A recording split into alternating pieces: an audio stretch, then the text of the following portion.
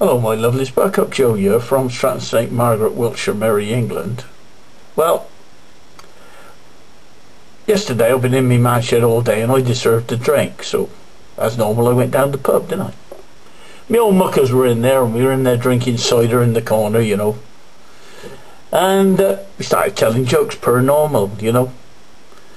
We don't say those, you know, those newfangled ways they do sort of comedy where they just do that observational comedy, because, you know, that's pretty easy, that is, because, you know, it's pretty difficult to make up jokes about a dog walked into a bar, a frog went up in space, you know, those sort of jokes, you know. That's the ones that we like, because we're just old-fashioned old blokes and all that. And, you know, I started telling my set of jokes, so I'll tell you and see if you, you know, if you find them funny, or if you just makes you giggle, or, you know, you just chuckle, or just think they're silly.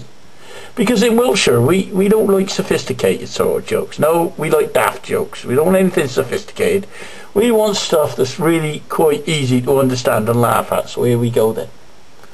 Now, last week, I went to see my psychiatrist, because I goes to see him quite often, you know.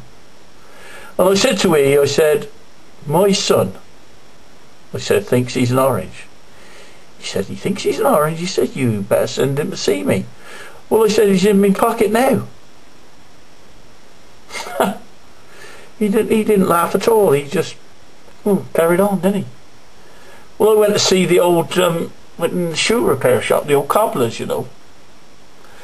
And I threw my shoes at him. I said, I want these shoes sold. I came back the next day. He gave me 10 quid and said, well, I sold them for you. I thought you had a bit of a bloody cheat there. There you go then. Well, not many people know this, but in my early life I spent 20 years in a lunatic asylum. And I was completely cured when I came out. Oh yeah. And I was talking to the man that run the place, you know, and he said, well, you know, you're completely cured now, there's nothing wrong with you, he said. He said, what are you going to do when you get out? I said, well, I've been trained up very well in here. I said, over 20 years I did those 5 courses of 5 years each, you know. I could be an electrician, I could be a nurse, I could be a carpenter, or I might be a plumber, or I just might stop here and be what I've always been. He said, what's that? I said, a teapot. Well, there you go, there's just a few of them. Oh yeah, I remember this other one as well.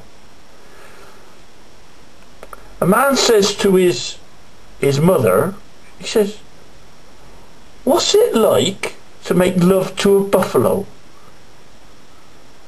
She said, I don't know, your father's a mason. I thought that was quite funny, that. Well, Dr. Watson, right, he said to Sherlock Holmes, he said, what have I been doing all day? He said, well, you got up at 9, went down to the cafe, he said, for breakfast. He said, then you had a walk around Hyde Park, he said. Then you went to theatre in the afternoon. He said, then you went to Soho at night and got drunk and come home. Dr. Watson said, how'd you know that? He said, well, I was with you all day. There you go, my lovelies.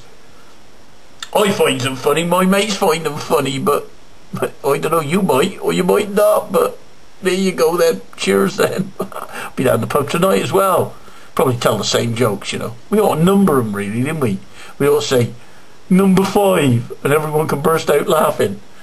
That'd be what the one about the lunatic asylum, that one would be. Or number 7. That would be about, you know, going to see the old what do they call it?